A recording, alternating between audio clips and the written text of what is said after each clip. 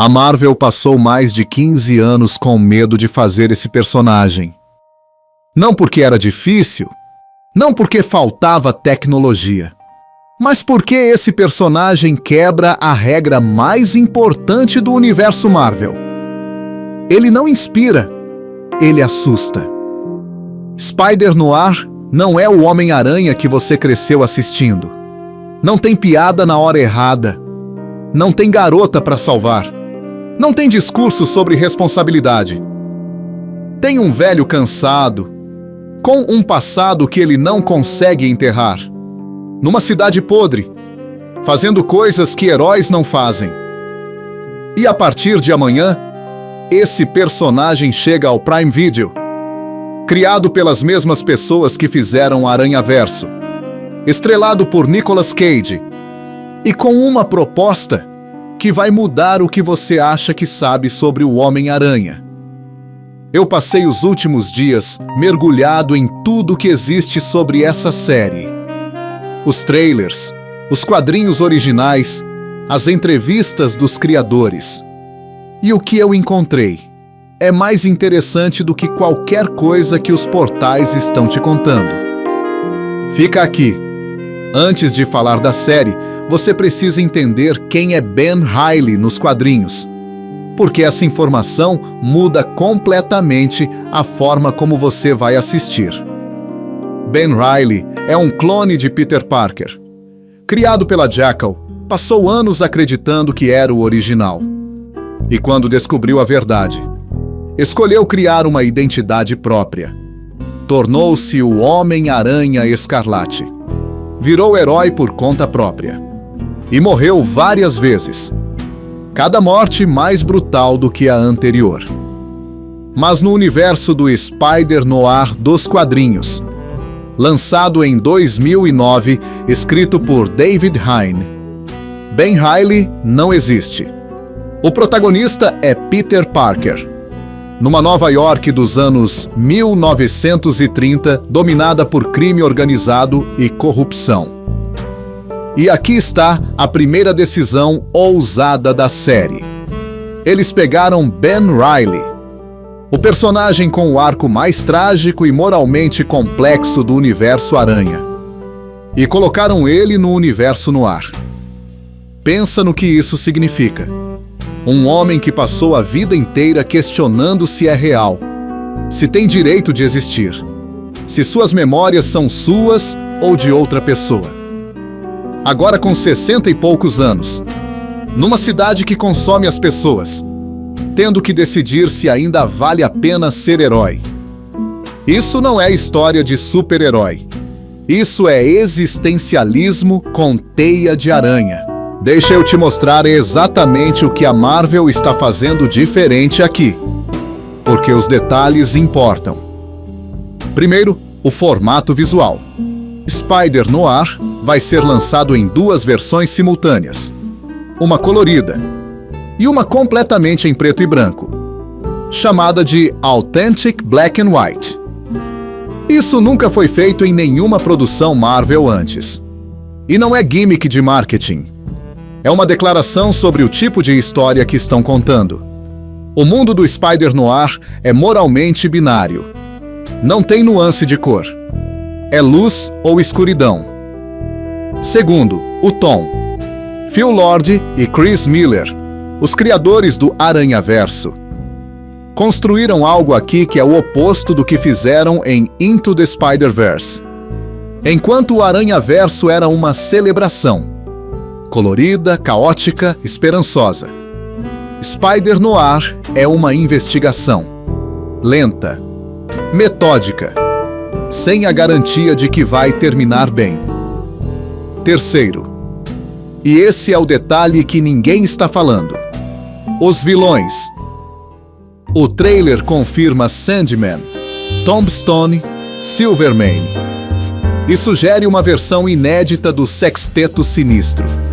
Mas esses vilões no contexto dos anos 1930 não são vilões de quadrinhos. São mafiosos, corruptos, figuras do submundo. A única diferença é que eles têm poderes. E isso os torna ainda mais perigosos, porque o sistema não tem ferramentas para lidar com eles. Spider-Noir existe num mundo onde a lei já falhou. E o herói não está lá para consertar isso. Está lá para sobreviver a isso. Agora precisamos falar do Nicolas Cage. Porque a escolha dele para esse papel é ou o erro mais bizarro ou a decisão mais inteligente que a Marvel já tomou. E eu vou te convencer de que é a segunda opção. Nicolas Cage é um ator que passou os últimos 20 anos sendo subestimado. Depois do Oscar por Living Las Vegas, em 1995, ele passou por um período longo de filmes ruins, dívidas enormes e a reputação de ser aquele ator maluco que aceita qualquer papel. Mas aqui está o que a internet esquece. Nicolas Cage não é maluco. Ele é deliberado. Em cada entrevista que ele deu sobre Spider-Noir, Cage descreveu Ben Reilly com o vocabulário de um ator de método que passou meses dentro do personagem. Ele falou sobre a culpa de envelhecer sendo uma cópia, sobre o que significa proteger uma cidade que nunca vai saber seu nome, sobre como representar um homem que não tem certeza se suas memórias são reais. Isso não é Nicolas Cage aceitando um cheque. Isso é Nicolas Cage esperando décadas pelo papel certo. E o mais fascinante, Ben Reilly tem 60 e poucos anos nessa série. Cage tem 62. Não é casting de conveniência, é casting de precisão. Você não pode fingir o cansaço que esse personagem carrega. Você precisa tê-lo vivido. Mas aqui está a questão que ninguém está fazendo antes da estreia, e que vai definir se Spider-Noir é apenas boa, ou se é importante. O Homem-Aranha é o personagem mais popular da Marvel. Em qualquer pesquisa de fanbase, em qualquer mercado do mundo, ele está sempre no topo. E a razão para isso é simples. Ele é acessível. Qualquer pessoa se identifica com Peter Parker, jovem, inseguro, tentando equilibrar vida normal com responsabilidade enorme. Spider-Noir abandona tudo isso. Ben Reilly não é acessível.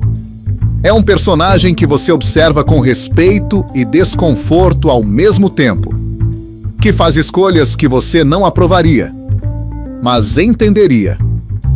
Se a série funcionar, ela vai provar que o Homem-Aranha é grande o suficiente para suportar histórias que não precisam inspirar ninguém. Que um herói pode ser honesto sobre o custo de ser herói, sem precisar embrulhar tudo numa mensagem motivacional no final. E se não funcionar? Vai ser mais uma prova de que a Marvel só tem coragem criativa quando está falando de personagens menores, que quando o nome na fantasia é grande demais, o risco real desaparece. Amanhã a gente descobre qual das duas é verdade, mas tem um detalhe no trailer que quase ninguém comentou, e que, quando você entende o que significa, muda completamente o que você vai esperar dessa série. Em determinado momento do trailer, Ben Reilly diz uma frase simples, quase de passagem: "Eu não sei mais o que sou real." Na superfície, parece o lamento de um homem cansado. Mas Ben Reilly é um clone. Essa frase não é metáfora. Ela é literal.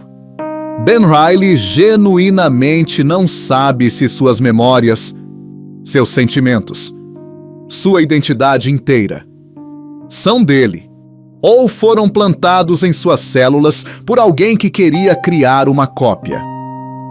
Imagine acordar todo dia com essa dúvida, não como angústia filosófica abstrata, como fato biológico.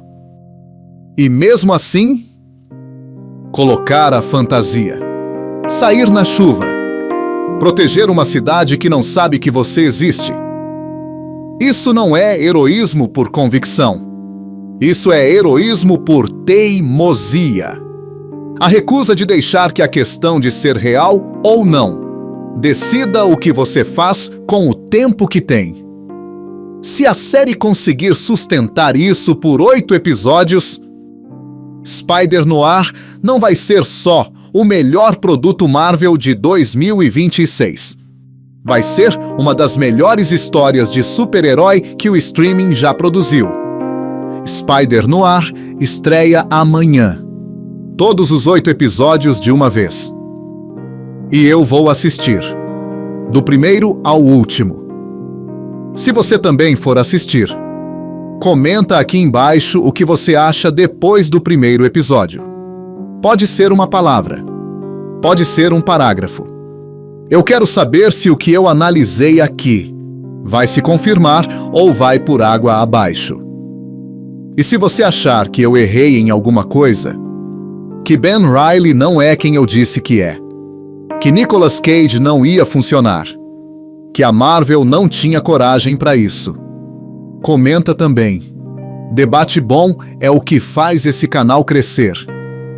Depois que você assistir, volta aqui, porque eu vou fazer uma análise completa da série, com tudo que o trailer não mostrou.